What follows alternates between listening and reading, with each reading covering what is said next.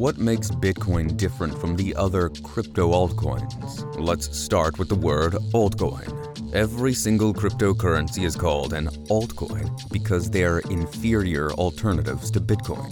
You might say, but alternatives can be better than the original.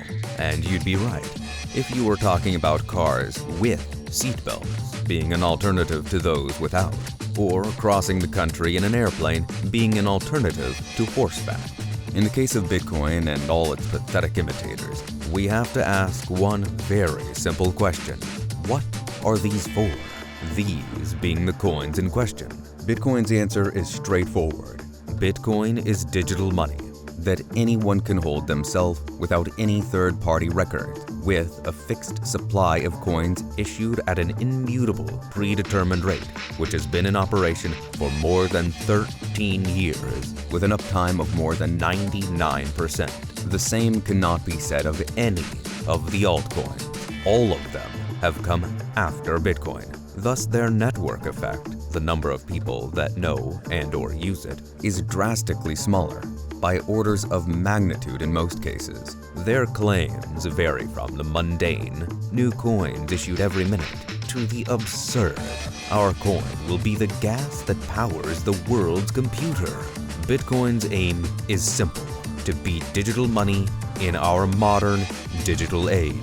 Bitcoin does this one thing, and it does it better than any monetary technology ever.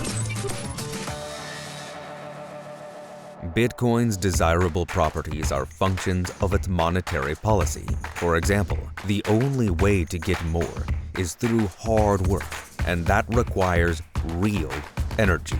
To mine a new Bitcoin block, guess the right sequence of numbers, more than 216 exahashes are being done per second as of this writing. That's 216 followed by 18 zeros. 216 000 000 000 000 000 000 000 guesses every second. There's no other way to find the next block. And once a block is found, 6.25 Bitcoin, or 625 million sats, is given as a reward as of 2023. ASICs, specialized computers, all over the world are trying to find the next block, and those ASICs require a lot of energy. This point is so important because the supply of many of the altcoins can be changed by a few influential people. It's as simple as adding another zero, or few, to the end of their balance. No one likes a cheater. If we're playing football and every time you score, you get 1 point, but when I score, I get 3, you're going to get very upset and probably won't want to play, unless you're exceptionally good and I'm very bad. But in that case, assuming I make the rules, I'll make it so my scores are worth 1,000,000 points, and to win, you need 1,000,000. The game of life is rigged. Those in power cheat all the time. We're forced to use the money they tell us to, hence the name fiat, meaning by decree. Imagining a world where money and state are not woven together is difficult, because it's the only option we've known. What's not hard to imagine is a game where everyone has to play by the same rules, and that's the world Bitcoin promises. Altcoins, on the other hand, are more of the same. Instead of politicians pulling the strings, it's a snake oil salesperson. Altcoins and CBDCs, central bank digital currencies, are effectively the same thing. The only difference is that a CBDC is controlled and issued by a government, whereas an altcoin is controlled and issued by a handful of bamboozlers. Bitcoin has no controller. The rules of Bitcoin are determined by consensus, and people act in their own best interest to keep their Bitcoin valuable.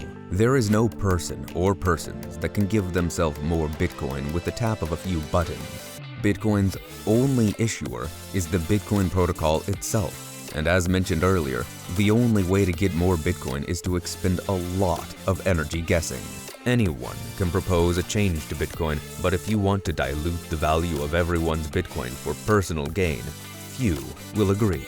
they won't run your code, and you'll be left with a copy of Bitcoin called a hard fork. Ever heard of Bitcoin Diamond? No? This fork is worth 0.00067% of Bitcoin.